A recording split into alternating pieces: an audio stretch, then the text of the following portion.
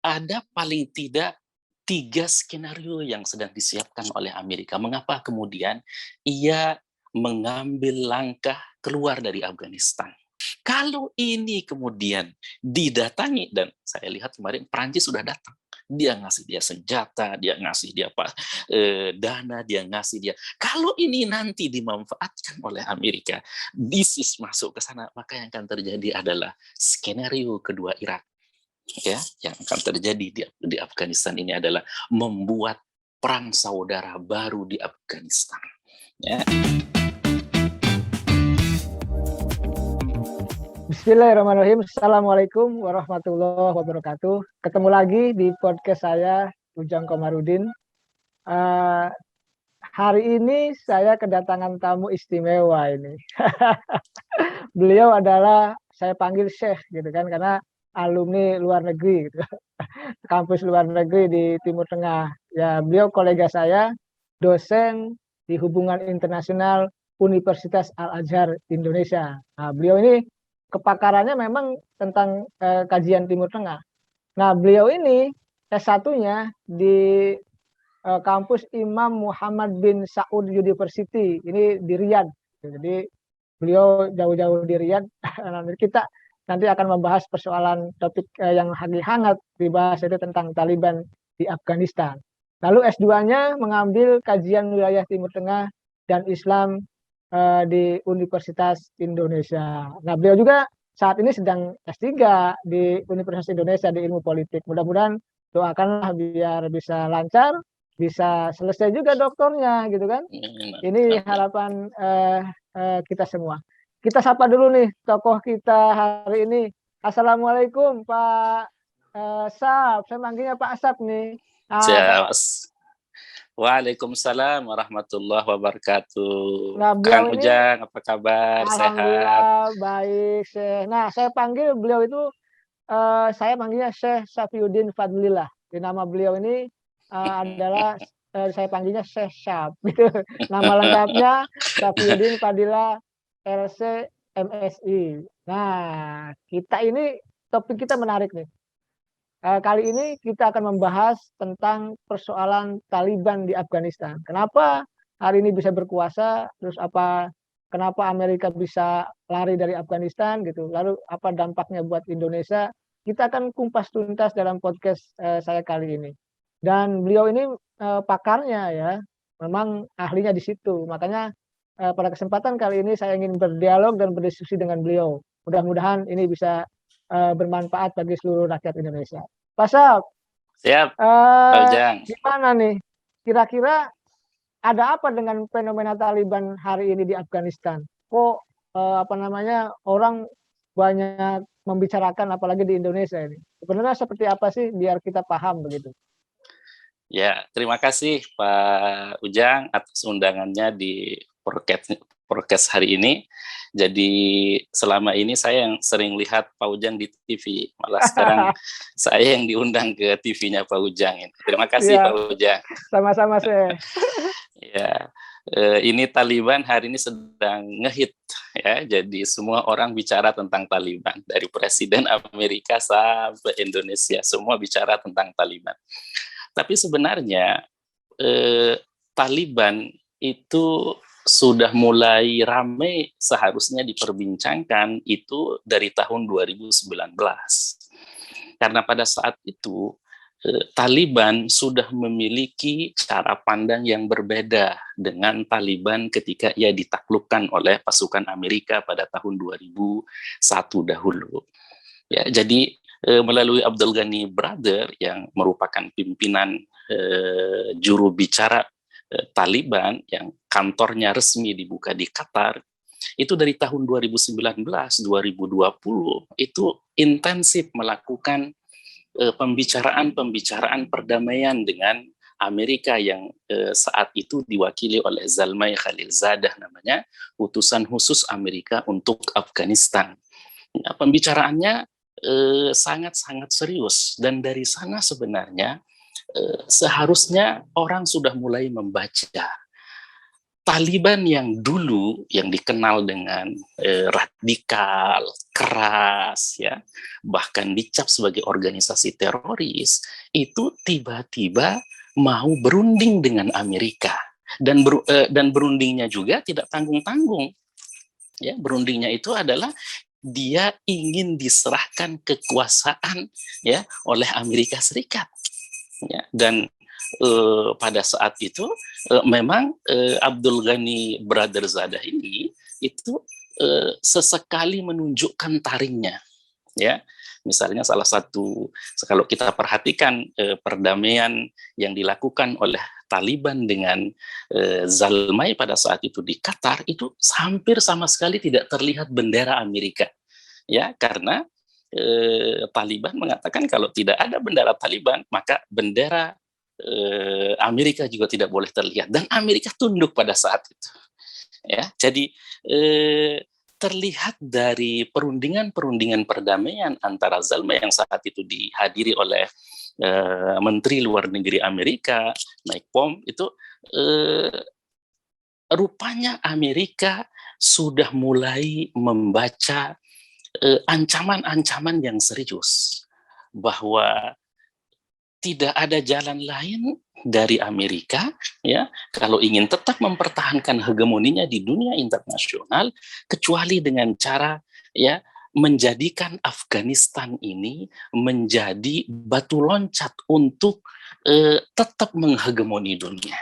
Ya, jadi mulai saat itulah Taliban di Afghanistan mulai ramai diperbincangkan, ya, dari tahun 2019, 2020, ya, itu ketika perjanjian resmi ditandatangani pada tanggal 29 Februari 2020, dan perjanjian itu menyebut bahwa ada 4 poin perjanjian pada saat itu, dan salah satu yang terbesarnya itu adalah bahwa kekuasaan di Afghanistan itu akan diberikan kepada kelompok Taliban, ya, tetapi dengan syarat-syarat yang telah ditulis oleh Amerika, ya, misalnya dalam waktu 14 bulan dari perjanjian ditandatangani, kemudian Taliban tidak boleh melakukan kekerasan, Taliban tidak boleh melakukan tindakan-tindakan kriminal dan tindakan-tindakan teroris, tidak boleh menyertakan Al-Qaeda pimpinan Osama bin Laden pada saat itu untuk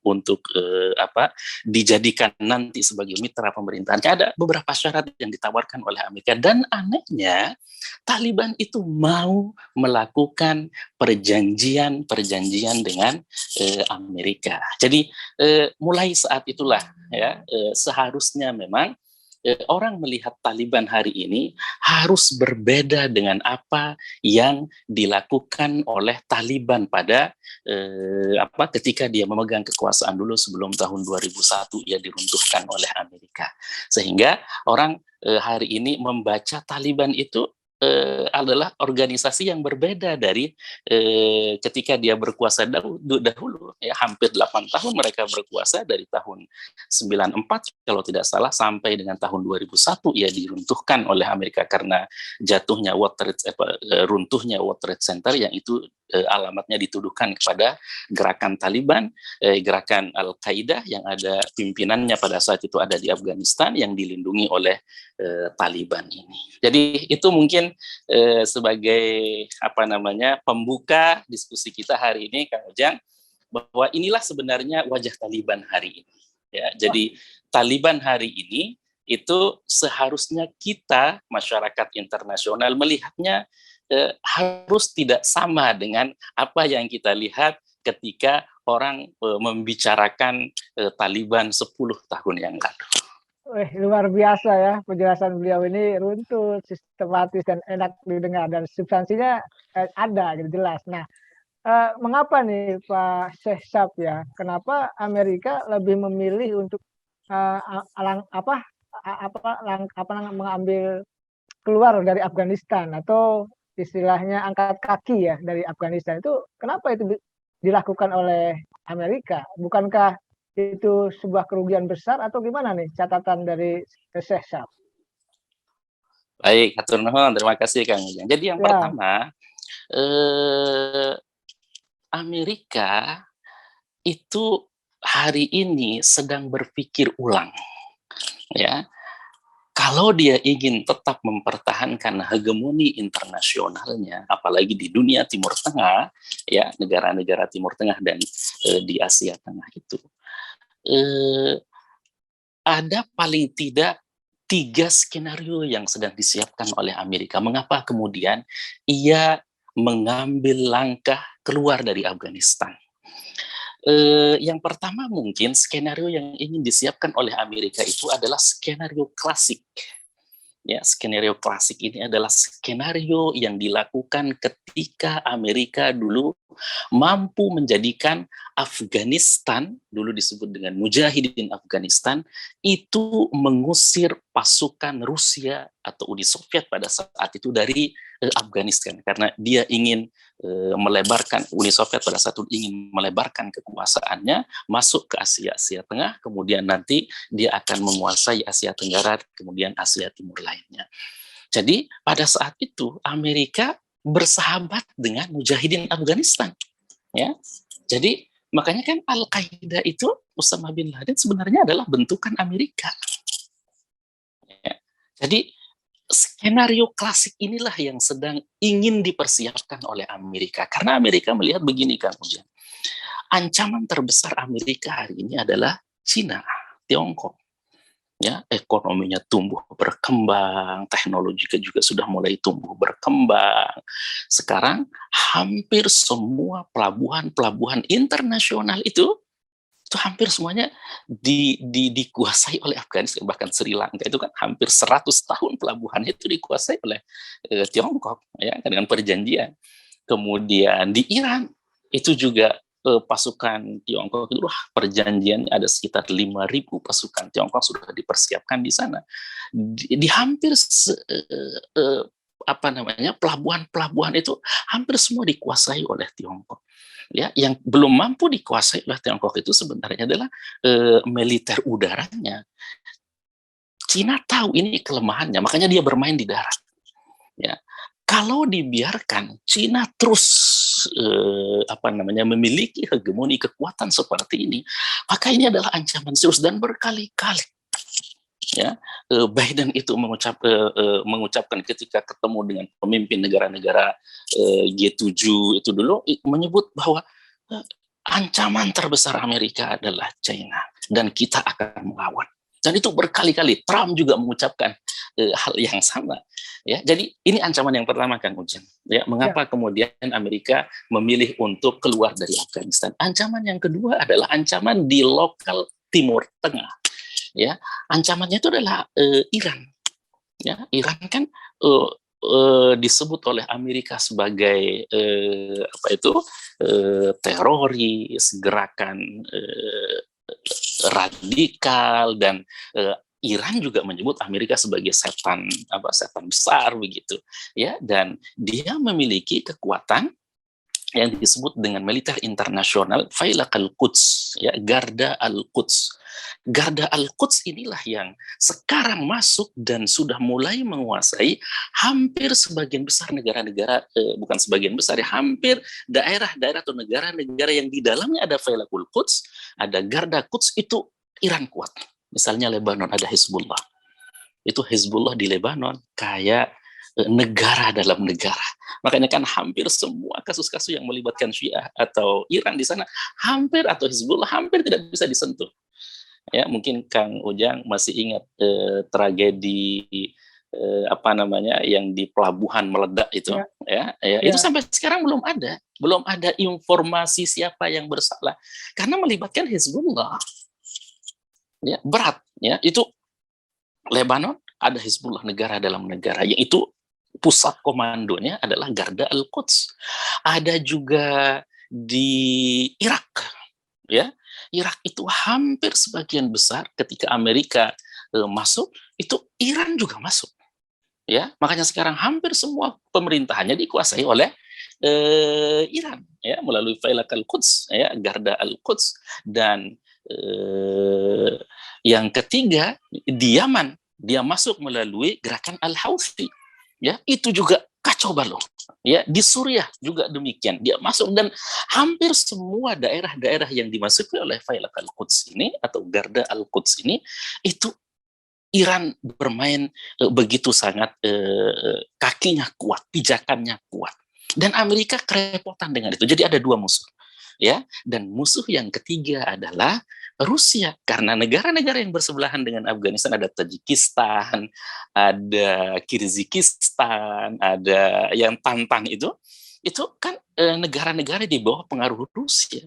Ya, jadi kalau ini nanti berkembang ke Afghanistan, maka akan kembali lagi Afghanistan masuk ke dalam pangkuan Rusia sebagaimana tahun 1979 dahulu. Karenanya kemudian untuk menghabiskan musuh-musuh ini tidak ada cara lain kecuali mengambil gaya klasik yang dahulu, memperkuat mujahidin Afghanistan. Ya, hari ini mujahidin Afghanistan itu divisualisasi dengan Taliban. Ya, makanya skenario yang pertama, Amerika sepertinya ingin memperkuat Taliban. Makanya kan kekuasaannya tidak diberikan kepada pemerintahan yang dilatih oleh Amerika, ya, Ashraf Ghani, ya, bahkan Ashraf Ghani kan kabur ke Uni Emirat Arab. Seharusnya itu kan dana yang dihabiskan oleh Amerika hampir 32.000 triliun. Aduh, pokoknya kalau beli laptop itu, ya, itu kampus kita bisa semua punya canggih-canggih itu laptopnya Kiai, ya. Iya. Kalau beliin Ya, es cendol udah berapa itu udah bisa berenang kita dengan es cendol itu. Jadi Amerika ingin kembali pada gaya klasiknya, memperkuat Taliban. Kalau dulu mujahidin Afghanistan dia perkuat, makanya dulu ada banyak komando jihad dulu itu ada siapa, Abdullah Azzam, ada Abdul Rasul Sayyab, ada banyak sekali komando jihad, dan Amerika tidak menyebutnya sama sekali dengan teroris, bahkan ia mendukungnya.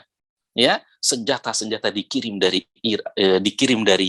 Mesir, dikirim dari Jordan, dikirim, bahkan Amerika tidak tanggung-tanggung ya mempersenjatai mereka dengan, yang penting intinya adalah keluarkan Rusia dari Afghanistan. Jangan sampai dia masuk ke Afghanistan.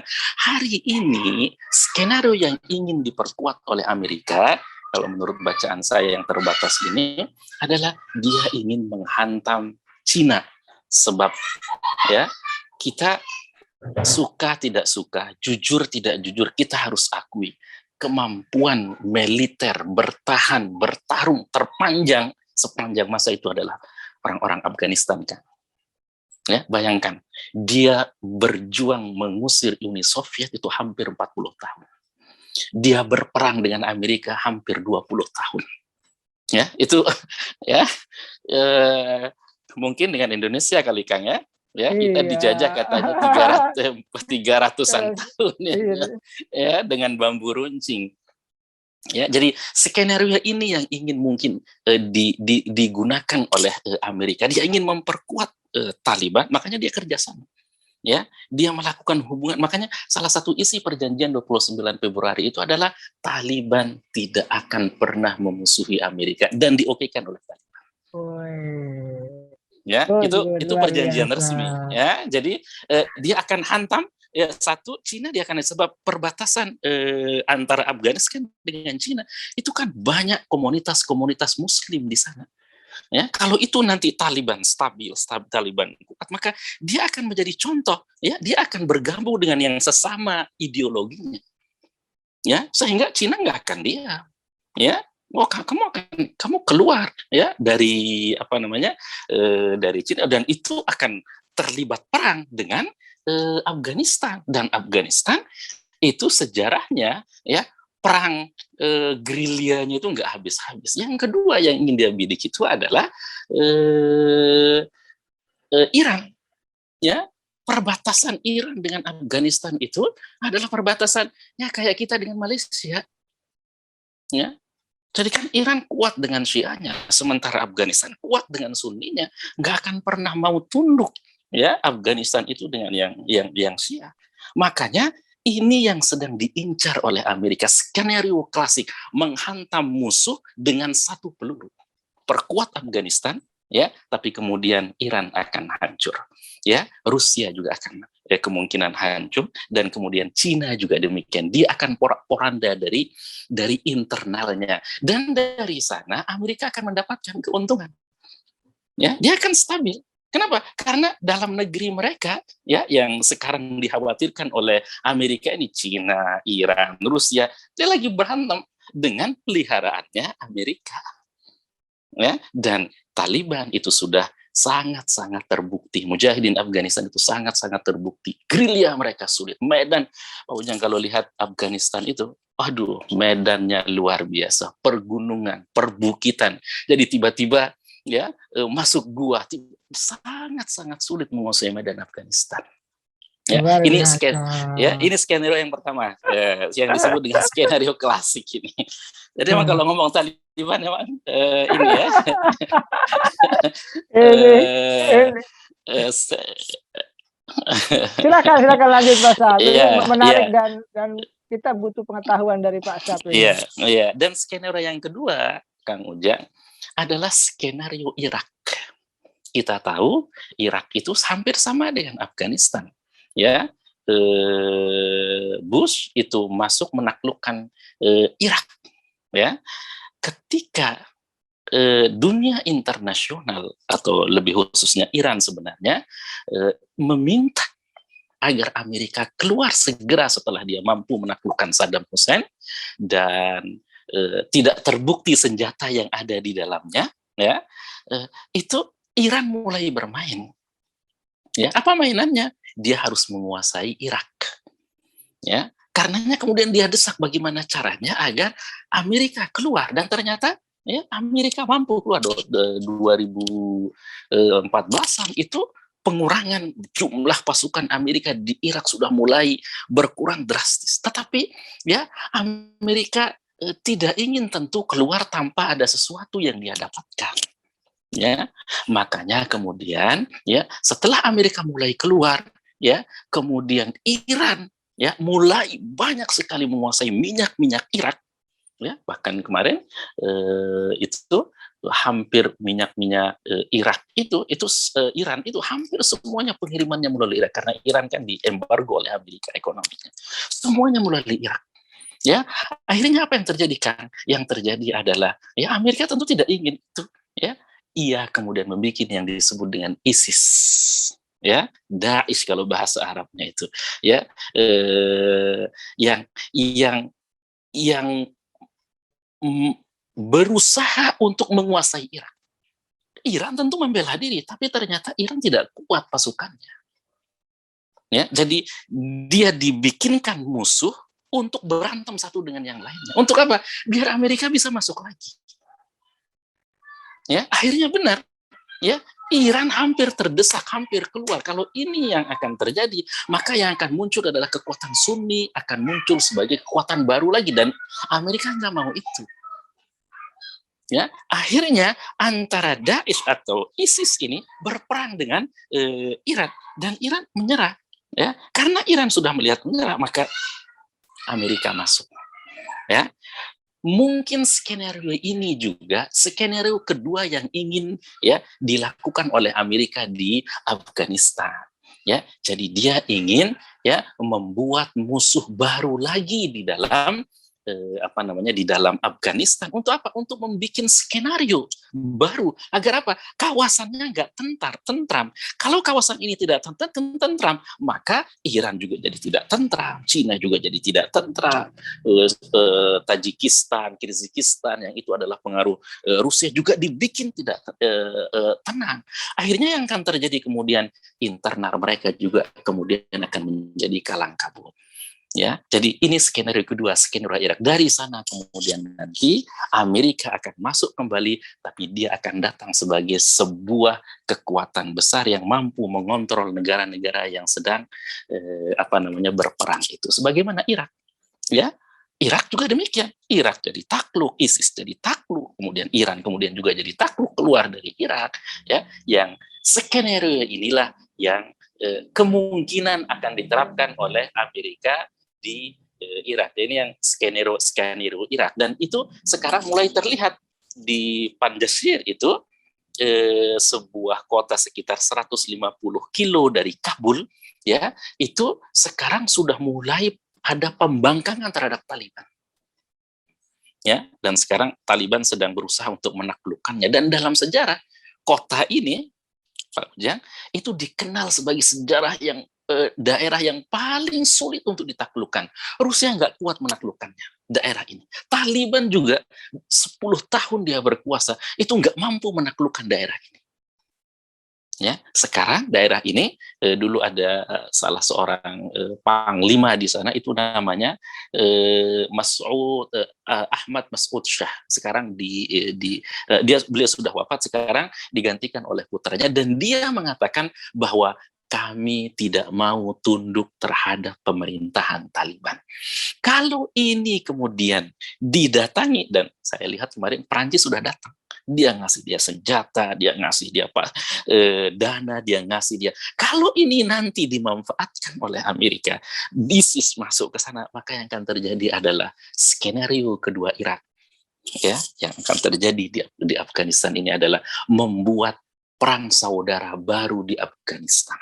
Ya, jadi ini skenario yang kedua, Kang Ujang, yang saya melihat skenario ini sangat-sangat mungkin terjadi. Karenanya Taliban melihat hati-hati bersikapnya. Amerika juga begitu sangat hati-hati, karena mau ngambil pion yang mana untuk digerakkan tergantung dari reaksi masyarakat internasional, internal Afghanistannya, ya, tergantung dari apa yang terjadi di lapangan hari-hari ini. Jadi ini skenario yang kedua, ya, skenario Irak. Skenario yang ketiga itu adalah skenario yang disebut dengan mungkin skenario kolaborasi. Ya, maksudnya kolaborasi ini, kalau skenario pertama itu kuat, ya, atau skenario yang kedua itu tidak berhasil, ya, mungkin yang akan dilakukan oleh Amerika adalah menggunakan artinya Cina akan masuk menguasai Afghanistan.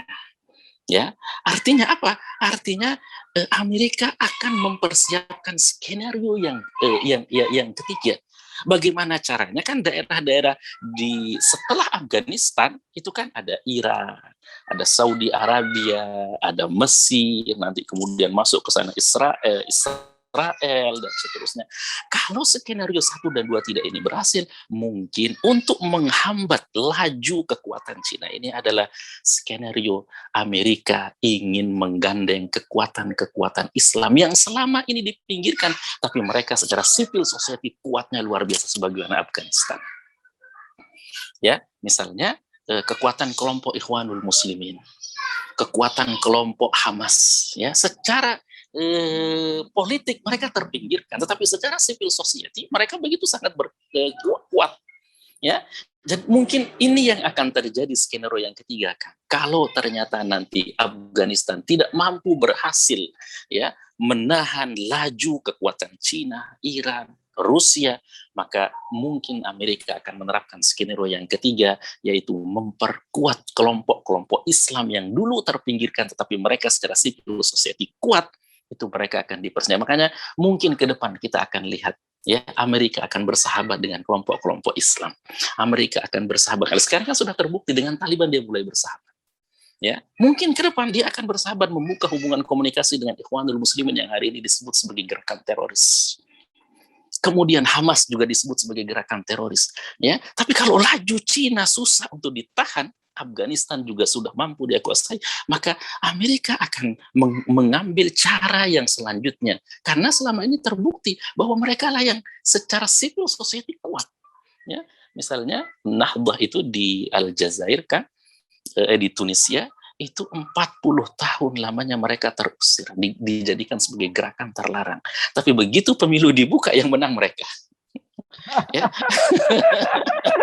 Karena civil society-nya kuat, walaupun politiknya mereka terasingkan.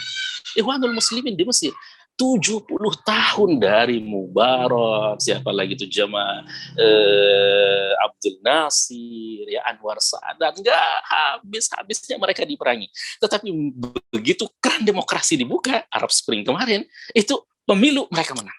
70 tahun mereka dihabiskan. Hamas juga demikian. Kurang apa lagi tuh Gaza dibombardir. Tapi begitu pemilu dibuka, yang menang mereka. Ya, ya, Ya. ya, Jadi ya. Amerika jangan-jangan sedang mempersiapkan skenario yang ketiga ini. Kalau nanti Taliban tidak sanggup juga mempertahankan laju 3 musuh besar Amerika ini.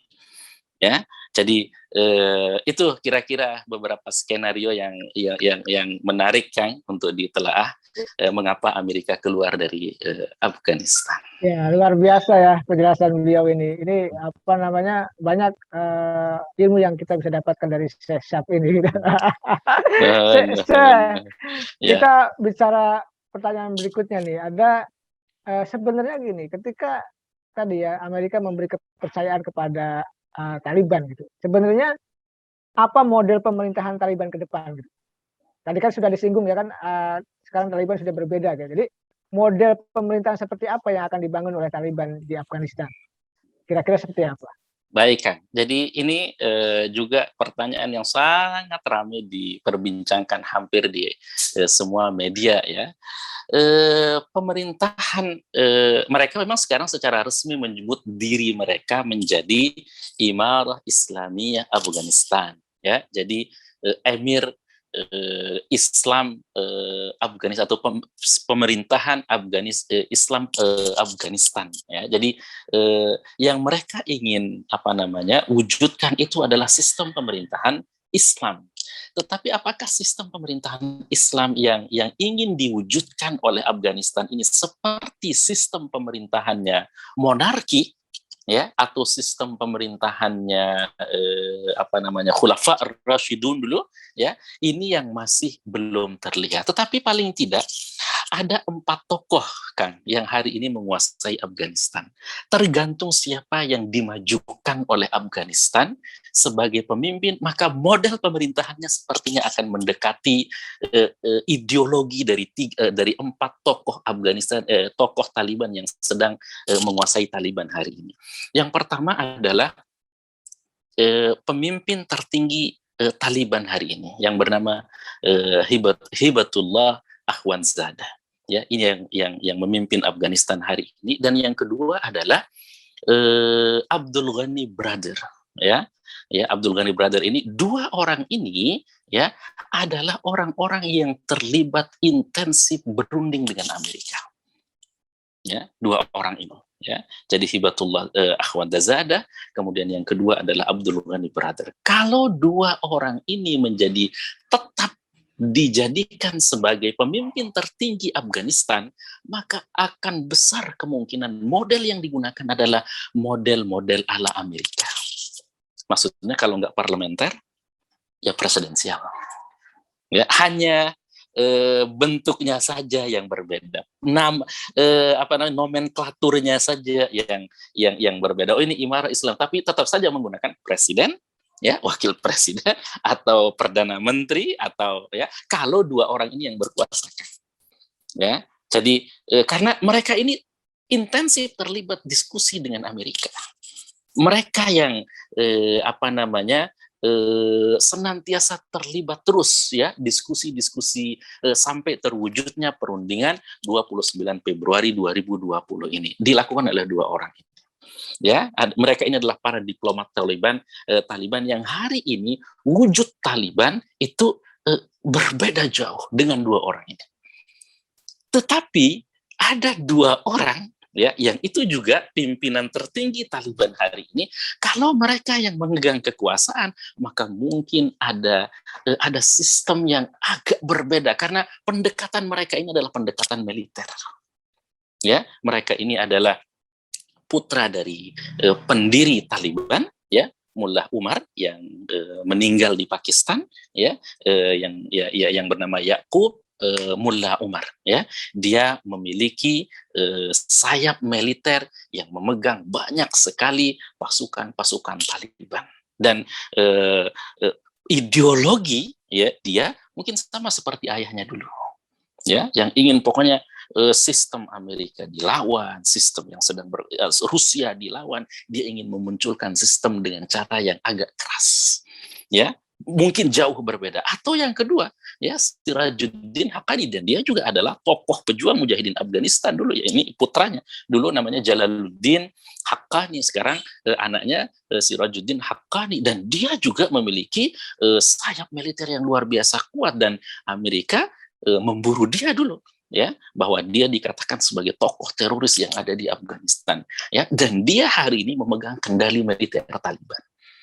Kalau dua orang ini dijadikan pucuk pemimpin, pengaruh dua orang diplomat ini turun, maka akan sangat mungkin sistem pemerintahan yang ada di Taliban itu akan sangat jauh berbeda dengan sistem yang ada kita temukan hari ini, yaitu presidensial atau parlementer. Jadi tergantung siapa yang berkuasa. Kalau menurut saya, tergantung siapa yang akan memegang kendali Taliban. Kalau dua orang yang terlibat diplomasi dengan Amerika, maka mungkin sistemnya tidak jauh dari parlementer atau presidensial ya. Tapi kalau yang berkuasa dua orang pemegang sayap militer ini, mungkin sistemnya ya tidak mau mengambil model Amerika atau Rusia. Demikian Kang. Menarik ya, saya mendengarnya sampai terkesima ini. Karena saya kan bukan pakar Timur Tengah ya kan. Jadi saya kalau Akang ditanya politik Indonesia udah, saya yang terkesima. Ini terakhir saya mau bertanya nih. Ini kan pasti ada, apakah ada dampaknya buat Indonesia ya? Pertanyaan saya begini ya, bagaimana Indonesia menyikapi fenomena Taliban? Ini kan rame nih, ya kan? Saling komentar politisi, bahkan saya pun sering diwawancara terkait ini gitu kan. Jadi seperti apa kira-kira bagaimana Indonesia menyikapi fenomena Taliban saat ini begitu? Baik Kang, yang pertama mungkin kita harus melihat bagaimana sikap Amerika. Ya, Amerika kan jualannya ada 3 kan. Ya, yang pertama adalah demokratisasi. Ya, dan itu kan Francis Fukuyama itu menulis The End History ya, berakhirnya komunis ya, Rusia maksudnya pada saat itu ya. Jualan yang pertama udah dia menangkan. Jualan yang kedua adalah jualan terorisme. Ya. Dan dia sudah berhasil dengan runtuhnya WTC ya, itu jualan teroris luar biasa ya, laris di mana-mana ya, pokoknya nggak bisa ngelihat orang kayak Taliban pasti teroris ya. Tetapi jualan ini kan ketika Amerika sudah berdamai dengan Taliban, sepertinya Amerika sudah tidak mau lagi jualan teroris ini ya. Makanya Indonesia jangan jangan buru-buru tetap mengecap Taliban ini sebagai gerakan. Sekarang jualan itu udah hampir mau ditinggalkan. Ya, makanya kita lihat apa ya sedang sepertinya kan kalau menurut saya Amerika sedang menyiapkan jualan baru. Ya, makanya ini yang harus ditunggu oleh Indonesia. Jangan buru-buru bersikap. Ya, karena Amerika jangan-jangan sedang menyiapkan, belum mengeluarkan pelurunya ini Amerika, jualan barunya, produk barunya belum muncul, demokratisasi sudah, terorisme sudah, ya. Sekarang dia ingin tetap mempertahankan hegemoninya di tengah Cina yang luar biasa kuat, tetapi dia sedang mempersiapkan jualan baru. Nah, jualan baru ini sepertinya akan ya kalau tidak minoritas atau hak perempuan atau hak saya masih belum mampu membaca apa jualan Amerika yang ingin dia jual lagi ke dunia, yang itu semua orang kemudian akan mengikuti jualan. Karenanya kalau menurut saya Indonesia pelan-pelan, jangan terlalu cepat bersikap di tengah sikap politik luar negeri Amerika belum jelas tentang bagaimana selanjutnya Afghanistan, bagaimana karena skenario Amerika masih sangat cepat berubah. Bisa saja klasik akan dimainkan, bisa saja Irak ya, skenario Irak tadi akan dimainkan, atau bisa jadi ya skenario yang ketiga kolaborasi. Jangan-jangan di Indonesia juga akan demikian. Ya, yang akan diangkat oleh Amerika di Indonesia adalah kelompok-kelompok yang berafiliasi Islam ya untuk menghadapi China, atau ya ada skenario jualan baru yang ingin dimainkan oleh Amerika. kita sedang menunggu Amerika mau jualan apa, dan kita harus pandai-pandai menyikapinya. Sebab kalau kita tidak, maka kita kan dunia hari ini terbelah menjadi dua kan, ya kan, antara mau ke Cina atau mau ke Amerika, ya. Dan kita harus hati-hati menyikapinya. Jangan sampai kemudian kita nanti menjadi ya. Tapi kalau seandainya mau mengambil skenario yang ketiga tadi, maka jangan-jangan ya Indonesia juga sedang dipersiapkan sebagaimana ya Afghanistan dipersiapkan oleh Amerika. Mungkin jangan-jangan skenario sana sedang dipersiapkan oleh Amerika. Makanya kita lihat apa yang ingin dijual oleh Amerika. Nanti dari sana Indonesia bersikap dengan cara yang bijak. Waduh, luar biasa ini perbincangan saya dengan Syekh Syaf ini ya. Nuhun Kiai, sedikit ilmu Kiai. Saya harus banyak belajar sama Kiai Ujang. Saya menyimak dengan seksama ini terkait dengan persoalan Timur Tengah dan khususnya persoalan Taliban. Karena memang beliau pakarnya, paham betul. Oleh karena itu ya pada kali ini menjadi bintang tamu saya. Dan selain beliau ini dosen UAI ya, Universitas Al-Azhar Indonesia, tapi ya teman saya, kolega ini. Siap. Teman nongkrong, teman ngopi. Siap. Kalau saya nggak ngerti itu, kalau saya ditanya wartawan luar negeri tentang Timur Tengah, saya nanya ke beliau gitu. Suka telepon gitu. Atau terkait sama Kiai, kalau saya juga ngelihat politik dalam negeri yang kacau balau, maka pertanyaan pertama itu selalu ke Kang Ujang. Kita sama-sama tukar pikiran ya. Siap, Kiai, siap. Makasih atas waktunya. Atur nuhun. Mudah-mudahan saya juga terima kasih sudah diundang. Amin. Ya, mudah-mudahan ini seluruh pemirsa di Indonesia menonton ya dengan seksama, dan mudah-mudahan ini diskusi yang mencerahkan ya. Saya dengan Syekh Sapiuddin Fadlillah gitu. Saya menyebutnya Atur nuhun Kiai. Karena beliau Makasih ini Kang Ujang. orang baik ya, orang cerdas, pintar ya. Saya panggil Syekh aja gitu. Sama-sama belajar. Sekali lagi terima kasih atas waktunya dan kesempatannya. Mudah-mudahan ini mencerahkan bagi seluruh rakyat Indonesia. Siap. Teman-teman, demikian perbincangan saya dengan beliau, dengan Syekh Sapiuddin Fadlillah. Ini panggilan sayang saya terhadap beliau. Mudah-mudahan ini menjadi hal yang bermanfaat, penuh kebajikan, dan tentu bisa mencerahkan bagi seluruh rakyat Indonesia. Terima kasih. Assalamualaikum warahmatullahi wabarakatuh. Terima kasih, Syekh. Atur nuhun, makasih semuanya. Assalamualaikum warahmatullahi wabarakatuh.